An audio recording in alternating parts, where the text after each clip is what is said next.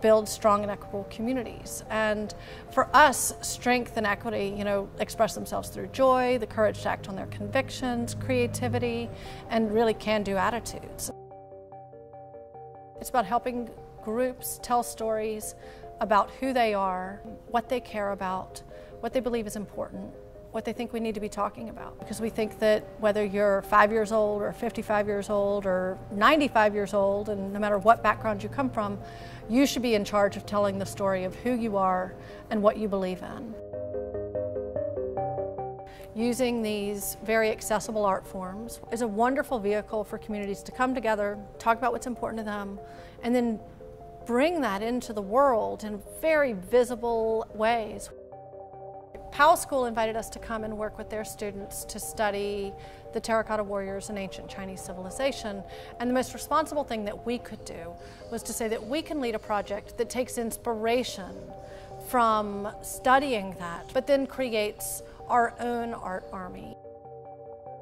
It had a tremendous unifying effect when you saw over the course of the weeks these warriors sort of coming alive in the school.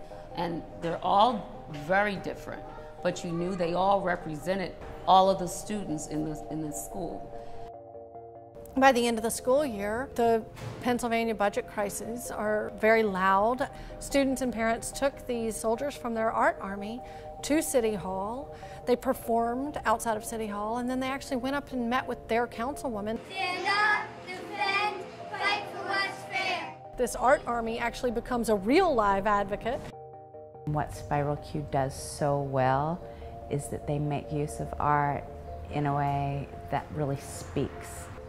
And so to embark upon a project that involved kids in some real collaboration, some real creativity, but also some real advocacy was a really meaningful and very timely project for us.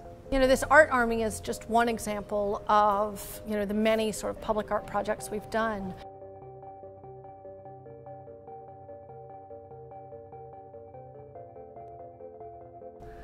When you have a collection of 1,000 or 2,000 works of art, to choose one object is a little challenging. This puppet is a person eating a building. It's one that is our story, not once but twice. We've had to move very quickly with little notice.